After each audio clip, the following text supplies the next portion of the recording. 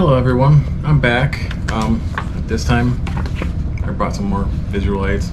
We're going to talk about remote ID again, and XJet brought up a very good point about national security being one of the reasons that they're doing all of this regulation and remote ID, and let's talk about some national security. According to the Department of Homeland Security, the top threat to national security in the United States is disinformation from foreign states like Russia, China, and Iran, or other adversaries, including transnational crime organizations and human smuggling organizations. Does it involve drones? The Department of Defense does the standard Russia, China, Iran, North Korea, foreign assets, they do global. According to the FBI, we're talking local United States. The FBI does their ISIS and Al-Qaeda, and cyber threats is one of the things that they're really focusing on right now. But the greatest threat in the United States, according to the FBI, in the US are lone actors. And they define these people, they act alone because they move quickly, they have easily accessible weapons against soft targets. Doesn't have anything to do with drones. So the FBI, the Department of Defense, and the Department of Homeland Security are more worried about real threats to national security than the drones, because the FAA says this is a national security threat. I argue, and I am pro Second Amendment. You are allowed to own a gun. I was raised with guns. My dad was a hunter. This is a M4. This is a national security threat. Multiple mass shootings. If you Google it, you can get one for $729.99 with a $20 off coupon. For $11.99, they'll ship 50 rounds of ammo with the AR-15 style gun. Time Magazine was the credit for the AR-15 style weapon. Is responsible for 10 of the 17 deadliest mass shootings in the United States. So if we're talking national security threat, FBI says this is a threat. FAA says this is the threat. National security priorities. Now, Second Amendment.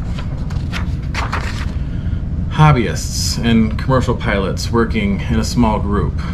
We're not going to have the lobby power. So let's talk about the lobby power. Google, mass transit. The problem these drones are going to have are the same problems we have. Weather. The NTSB says weather is 23% of all accidents. These autonomous drones doing delivery are going to have the same problem. Us, pilots, are responsible for 88% of chartered airplane accidents.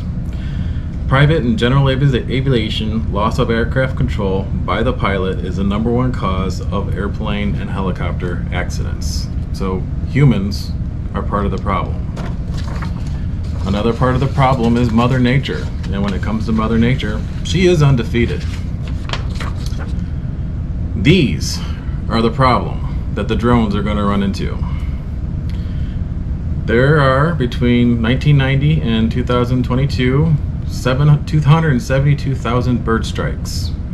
17,000 of those bird strikes are at 693 airports in the United States. Since 2000, there's been 500 aircraft damaged and 166 had to make emergency landings. When I was flying my drone the other day, barn swallows were attacking my drone. Kind of like this. This is what's going to happen. These drones are going to be attacked by birds and fall out of the sky. And the cost of the batteries needs to drop, the efficiency of the drones need to improve, and the cost of the electronics need to be a third or a quarter of what they currently are to make delivery drones feasible and cheaper than human labor. Because right now it's cheaper to pay a human in a car to drive it there, because they're going to have problems with the weather. Humans are mostly all weather. Drones are not all weather. You're going to have new problems too when you have these kind of drones doing deliveries. If you're going to have something like prescription drugs delivered, you're going to have people knocking these things out of the air for a drug fix. because we've already had problems with people robbing trains in California for Amazon goods because they're not being protected. We've got problems, folks, and these drones actually aren't part of them. But we do have a solution. There are some drone tags out there that are actually cheap for our ID. Drone Cube is one of them. It weighs 10 grams. It costs $39. GetFPV had them in stock for a while, but they're out. I'm willing to bet this is going to be the cheapest for a while. Drone Tag BS is another one. It's also FAA compliant. It says it weighs a gram, but I don't think that's counting the GPS or anything else.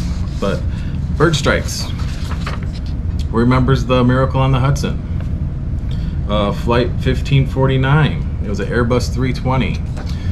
This plane lost both main engines, catastrophic failure to a flock of birds, Canadian geese. This was the largest airliner to ever have a catastrophic failure at such a low altitude and make a successful emergency water landing. This thing didn't crash. They successfully completed a water landing, and all 155 passengers were safe. That's Sully Sullenberger and Jeffrey Skiles. Fantastic job, guys. But what we're not talking about for national security is, of course, Ukraine. There's videos on the news everywhere of what drones can do. We have our own Lancet drones that are kamikaze drones. We have bigger drones, Global Hawks, Predator drones, but counter-electronic warfare systems. This particular weapon was designed by Kirvits Technology by Yaroslav Filmonov. He was a potato farmer before the war started. He was an engineer from one of the universities in Ukraine, and he developed an anti-drone gun. What this thing does is it blasts the drone with some radiation that causes the drone to lose contact with the operator controller and the link to the satellites. So once the drone loses the link to the controller and to the satellites, it doesn't know what to do. It either flies uncontrollably or it lands directly, and they can recover these drones to find out where these positions are and then target them with artillery. So the United States government has things like this, probably larger versions of this, probably very large systems that can cover an entire city and blink out all these drones. So if we're talking about national security, I'm willing to bet the US has this already covered in national security. So, birds. Birds are the problem. There is no way you can regulate 400 feet and under without regulating the birds. And it's not possible. There's 9 billion birds in North America alone. 2,000 different species in North America. So, around the world, there's hawks, there's falcons, there's things that are going to be plucking these drones out of the sky, and no matter registration, remote ID, all that crap, it goes out the window when birds are taking down drones. So I'm still going to be compliant, and but the national security argument, it goes out the window, because this is not being regulated, nothing's being done, and it has actually physically caused deaths in the United States. 0 deaths, 0 security risk. So I have established in the first video, this RID is not good for our safety. Now I've explained that it's not a priority for national security. So if the FAA and my congressmen and other representatives can help us explain what remote ID is actually going to do besides get us in danger, because I don't see it being safe in the current form for a technology of delivery drones that's 15 to 20 years out, because it's always going to be cheaper to pay somebody $15 to $16 an hour to hop in the car and do a delivery in hand. The drone industry delivery is not there yet, and it's not going to be for a while. So take 2 on remote ID, but I am still going to be compliant. So, all right, take it easy, guys. Hope you guys have fun. July 4th, enjoy the fireworks. Hope you get some good footage. I was lucky to get a couple flights in today before the weather broke all hell loose, but I'm hopefully to get some fireworks tomorrow. So like if you like it. Thanks for leaving comments. Thanks for all your views, and I'll talk to you guys later. All right.